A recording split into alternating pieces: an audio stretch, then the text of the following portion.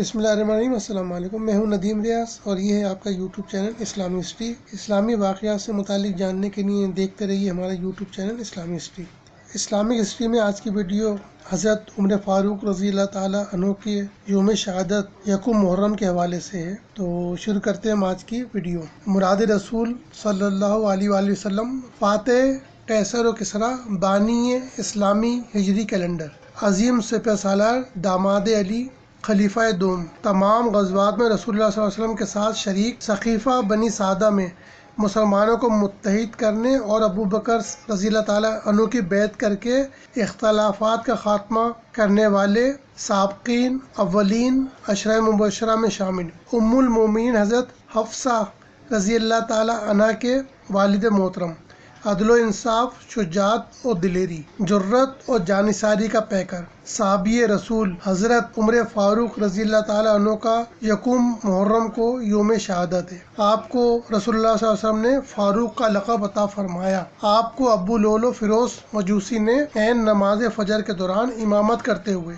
خنجروں کے وار سے زخمی کیا اور آپ 3-4 دن زخمی رہنے کے بعد یکم محرم 23 ہجری کو اپنے خالق حقیقی سے جا ملے اور رسول اللہ صلی اللہ علیہ وسلم کے ساتھ مسجد نبوی میں آرام فرما ہے۔ حضرت عمر بن خطاب بن نفیل بن عبد العزیٰ بن رباح بن قرط بن زرہ بن عدی بن کعب بن لوئی امیر المومنین ابو حفص القرشی الہدی الفاروق سن 690 میں کہ جب آپ کی عمر شریف 27 سال کی تھی ایمان لائے۔ آپ واقع فیل کے 13 سال بعد پیدا ہوئے۔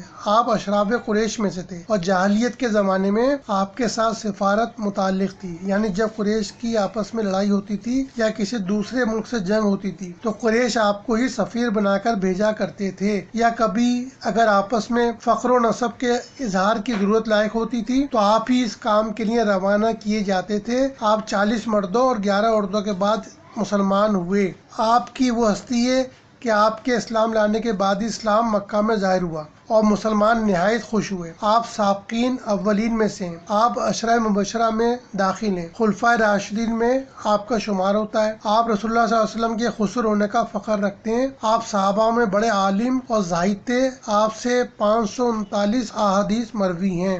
اب ان احادیث کے بارے میں جس میں حضرت عمر فاروق رضی اللہ تعالیٰ عنہ کے اسلام لانے کے بارے میں کچھ واقعات ہیں۔ تو ایک واقعہ تو سب کو ہی پتہ ہے جو آپ کی بہنوں کے حوالے سے، تو میں اس کے علاوہ جو واقعات ہیں وہ میں آپ کو پیش کرتا ہوں کہ ترمذی نے حضرت عبداللہ ابن عمر رضی اللہ تعالیٰ عنہ سے روایت کی ہے کہ رسول اللہ صلی اللہ علیہ وسلم نے دعا کی کہ الہی اسلام کو عمر بن خطاب یا ابو جہل بن ہشام میں سے جس کو آپ چاہیں مسلمان کر کے غلبہ عطا فرمائیں۔ ابن عباس سے روایت ہے کہ حضور صلی اللہ علیہ وسلم نے اس طرح دعا فرمائی، الہ العالمین عمر بن خطاب سے اسلام کو غلبہ پہنچا۔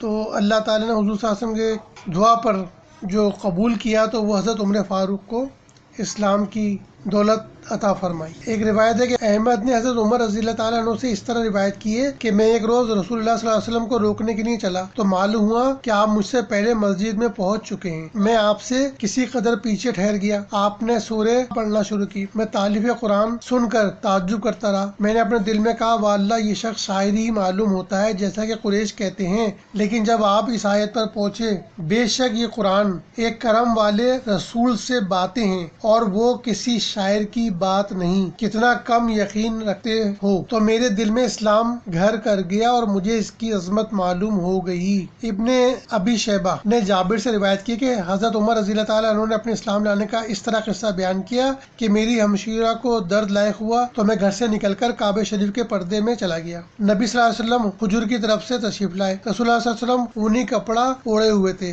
آپ نے وہاں کچھ نماز پڑھی اور پھر تشریف لے گئے۔ آپ سے میں نے کچھ ایسا کلام سنا جو میں نے پہلے کبھی نہیں سنا تھا۔ جب آپ چلے تو میں آپ کے پیچھے چلا۔ آپ نے فرمایا کون ہے؟ میں نے کہا عمر ہوں۔ آپ نے فرمایا عمر تم میرا رات دن میں پیچھا کبھی نہیں چھوڑتے۔ میں ڈرا کہ کہیں آپ بد دعا نہ کر دیں۔ فوراً میں نے کلمہ شہادت پڑھا۔ آپ نے فرمایا کہ عمر اس کو پوشیدہ رکھو۔ میں نے عرض کیا قسم ہے مجھے اس ذات کی جس نے آپ کو سچا نبی بنا کر بھیجا ہے، میں اس کو ضرور ظاہر کروں گا جیسا کہ میں نے شرک کو ظاہر کیا ہے۔ میں نے رسول اللہ صلی اللہ علیہ وسلم سے پوچھا کیا ہم حق پر نہیں ہیں؟ آپ نے فرمایا کیوں نہیں، ہم ضرور حق پر ہیں۔ میں نے عرض کیا تو پھر چھپنا کیوں ہے؟ ہم 2 صفحے بنا کر نکلے، ایک میں حضرت حمزہ اور دوسری میں تھا۔ حتیٰ کہ ہم مسجد حرام میں داخل ہوئے تو قریش نے مجھے اور حضرت حمزہ کو دیکھا تو قریش کو بہت رنج اور صدمہ پہنچا۔ اس روز سے مجھے رسول اللہ صلی اللہ علیہ وسلم نے فاروق کا خطاب بخش دیا، کیونکہ اسلام ظاہر ہو گیا اور حق و باطل کے درمیان میں فرق پیدا ہو گیا۔ حضرت ابن عباس سے روایت ہے کہ جب حضرت عمر فاروق رضی اللہ تعالیٰ عنہ اسلام لائے تو حضرت جبرائیل علیہ السلام نازل ہوئے اور کہا یا محمد صلی اللہ علیہ وسلم، اہل آسمان بھی حضرت عمر کے اسلام کی وجہ سے خوش ہو گئے ہیں۔ بزار و حاکم نے ابن عباس سے روایت کی ہے کہ جب حضرت عمر اسلام لائے تو مشرکین نے کہا کہ مسلمانوں نے آج ہم سے سارا بدلہ لے لیا، اور اللہ تبارک و تعالیٰ نے آیت نازل فرمائی، اے نبی اللہ تمہیں کافی ہے اور جو مسلمان تمہارے پیروکار ہیں۔ بخاری شریف میں ہے کہ حضرت عبداللہ بن مسعود فرماتے ہیں کہ جب سے حضرت عمر اسلام لائے ہم عزت دار ہو گئے۔ ابن سعد اور طبرانی نے ابن مسعود سے روایت کی کہ حضرت عمر کا اسلام کی فتح تھی، آپ کی ہجرت نصرت تھی اور آپ کی امامت رحمت تھی۔ ہم میں طاقت نہیں تھی کہ ہم بیت اللہ شریف میں نماز پڑھ سکیں، لیکن جب حضرت عمر اسلام لے آئے تو آپ نے مشرکین سے اتنا لڑائی جھگڑا کیا کہ انہوں نے ہمارا پیچھا چھوڑ دیا اور ہم بیت اللہ شریف میں نماز پڑھنے لگے۔ ابن سعد اور حاکم نے حذیفہ سے روایت کی ہے کہ جب سے حضرت عمر رضی اللہ تعالیٰ عنہ اسلام لائے تب سے اسلام کی حالت ایسی ہو گئی جیسے ایک اقبال مند آدمی ہوتا ہے کہ اس کے ہر قدم پر ترقی ہوتی ہے، اور جب سے شہید ہوئے اسلام کے عروج میں کمی آتی گئی اور ہر قدم پیچھے ہی کو پڑھنے لگے۔ طبرانی میں ہے کہ حضرت ابن عباس فرماتے ہیں کہ جس نے اول اسلام کو ظاہر کیا وہ عمر بن خطاب رضی اللہ تعالیٰ عنہ ہیں۔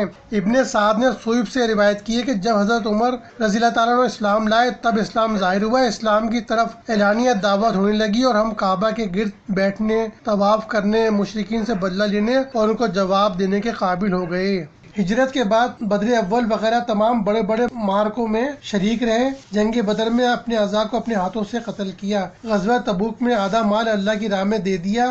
غرض قبول اسلام کے بعد حضرت ابوبکر رضی اللہ تعالیٰ عنہ کی طرح انہوں نے بھی اپنی جان اور اپنا مال اسلام پر نثار کر دیا۔ ان کی جرأت اور شجاعت اور جان نثاری سے اسلام کو بڑی تقویت پہنچی۔ اثار و قربانی میں حضرت ابوبکر صدیق رضی اللہ تعالیٰ عنہ کے بعد ان کا ہی درجہ تھا۔ ان کی جان نثاری اور فداکاری اور خدمات اسلامی کی بنا پر ان کو بارگاہ نبوی میں جو تقرب اور اختصاص حاصل تھا وہ حضرت ابوبکر صدیق رضی اللہ تعالیٰ عنہ کے سوا اور کسی صحابی کو نہ تھا۔ آپ فرماتے تھے کہ اگر میرے بعد کوئی نبی ہوتا تو عمر ہوتے۔ حضرت صلی اللہ علیہ وسلم کی وفات کے بعد سقیفہ بنی سعدہ کے فتنے کو دبانے میں آپ کی کوششوں کو بڑا دخل ہے۔ آپ ہی نے حضرت ابوبکر صدیق رضی اللہ تعالیٰ عنہ کے ہاتھوں پر بیعت کر کے اختلافات کا خاتمہ کیا۔ عہد صدیقی کے جملہ امور میں حضرت ابوبکر صدیق کے خاص مشیر اور دستے راست رہے۔ ان کے ان گوناگو فضائل اور اوصاف کی بنا پر حضرت ابوبکر صدیق رضی اللہ تعالیٰ عنہ وفات کے بعد ان کو اپنا جانشین مقرر کر گئے۔ فتوحات کی کثرت، محاصل کی فراوانی، انتظامات کی خوبی، عدل و انصاف اور امن و امان کے قیام، ملک کی خوشحالی اور رعایا کی فارغ البالی وغیرہ تمام اوصاف و کمالات کے لحاظ سے جو کسی حکومت یا فرما روا کے لیے تغرائے امتیاز ہو سکتے ہیں، دنیا کا کوئی حکمراں فاروق اعظم رضی اللہ تعالیٰ عنہ کے مقابلے میں نہیں پیش کیا جا سکتا۔ حضرت عمر فاروق رضی اللہ تعالیٰ عنہ کی ہجرت۔ ابن عساکر نے حضرت علی رضی اللہ تعالیٰ عنہ سے روایت کی ہے کہ ہم سوائے حضرت عمر رضی اللہ تعالیٰ عنہ کے ایک شخص کو بھی نہیں بتلا سکتے کہ کسی نے ظاہری طور پر ہجرت کی ہو۔ ہاں البتہ جس وقت حضرت عمر رضی اللہ تعالیٰ عنہ نے ہجرت کا ارادہ کیا تو آپ نے اپنی تلوار حمائل کی اور اپنے مونڈے پر کمان لٹکائی، ہاتھ میں ترکی سے چند تیر علیحدہ رکھے اور کعبۃ اللہ میں تشریف لائے۔ وہاں اشراف قریش بھی بیٹھے ہوئے تھے۔ آپ نے 7 مرتبہ طواف کیا، 2 رکعتیں مقام ابراہیم کے مقابل پڑھی۔ اشراف قریش کے حلقوں میں آ کر علیحدہ علیحدہ کہا، تمہارا منہ سیاہ ہو، جو شخص اپنی ماں کو بے فرزند، بیٹے کو یتیم، بیوی کو بیوہ کرنے کا ارادہ رکھتا ہو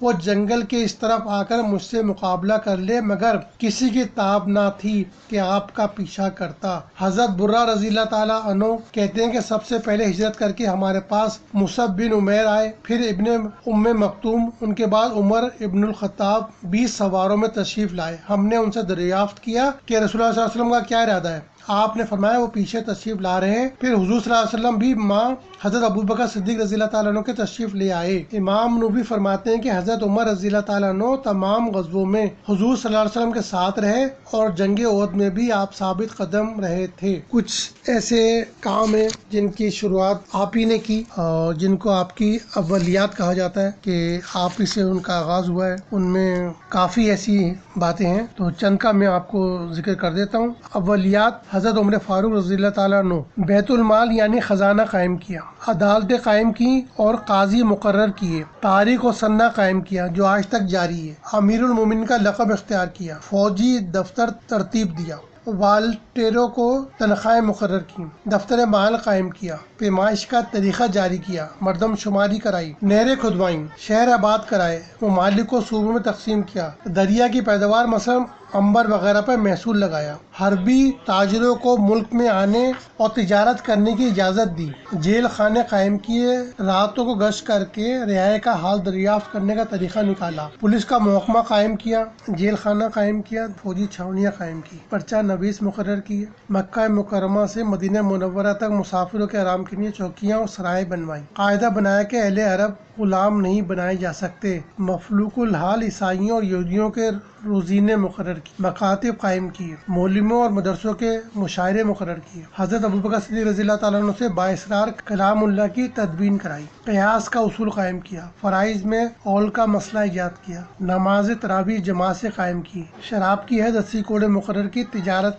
کے گھوڑوں پر زکوٰۃ مقرر کی، وقف کا طریقہ ایجاد کیا، نماز جنازہ میں 4 تکبیروں پر اجماع کرایا، مساجد میں وعظ کا طریقہ جاری کیا، اماموں اور مؤذنوں کی تنخواہیں مقرر کی، مسجدوں میں روشنی کا انتظام کیا، ہجو کہنے والوں کے لیے تعزیر کی سزا مقرر کی۔ یہ وہ عملیات ہیں جو حضرت عمر فاروق رضی اللہ تعالیٰ عنہ نے شروع کی تھی۔ حضرت عمر فاروق رضی اللہ تعالیٰ عنہ کا جو پورا دور ہے وہ بے انتہا واقعات سے بھرپور ہے، اور آپ سپہ سالار تھے، فاتح قیصر و کسریٰ بھی تھے، عدل و انصاف بھی آپ کے درہ امتیاز تھا، تو تمام واقعات کا ذکر ایک ویڈیو میں ممکن نہیں ہے، تو انشاءاللہ اس کی مزید ویڈیو میں آپ کے جو مزید اوصاف ہیں، مناقب ہیں، وہ میں انشاءاللہ اور بیان کروں گا۔ انشاءاللہ ملتے ہیں ایک نئی ویڈیو کے ساتھ۔ السلام علیکم۔